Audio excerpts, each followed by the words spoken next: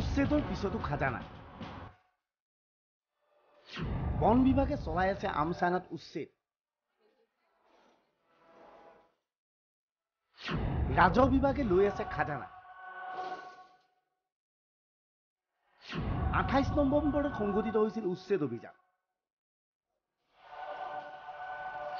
30 নৱেম্বৰত ৰাজহ বিভাগে লৈছে বাসিন্দাৰ পৰা খাজানা। আমচাঙৰ দৃশ্য এয়া। কাৰ্যত এক ধ্বংসস্তূপত পৰিণত হৈছে আমচাং। কিন্তু তাৎপৰ্যপূৰ্ণভাৱে উচ্ছেদ অভিযানৰ পিছতো আমচাঙৰ একাংশ লোকৰ পৰা খাজানা লোৱাৰ তথ্য পোৱা গৈছে। এই মানুহজনৰ হাতত থকা এই খাজানাৰ ৰচিদখনলৈ মন কৰক। 30 নৱেম্বৰত এই খাজানা আদায় দিয়া হৈছে। আমাৰ বিদ্যালয় নহয়, এইটো বেলেগ। আমাৰ বিদ্যালয় আৰু 200 মিটাৰত আছে এই মাটিখিনি।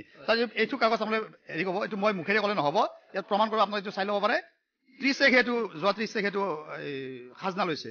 এইটো তদন্ত কৰক, এইটো মিনিষ্টাৰে। তাৰপিছত কওক তেওঁলোকে যে এইটো এভেকশ্যন কৰি দিয়ক। আমাৰ ক'বলৈ একো নাই।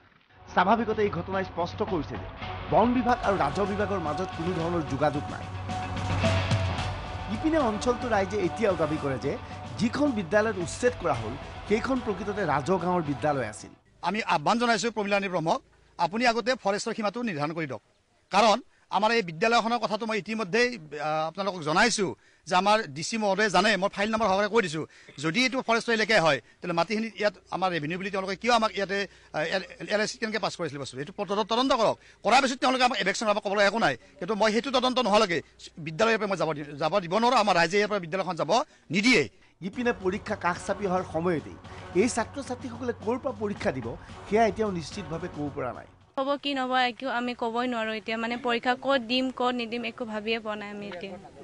আৰু আমাৰ বিদ্যালয়খন ইয়াতেই লাগিব আৰু আমি ইয়াতেই পঢ়িম।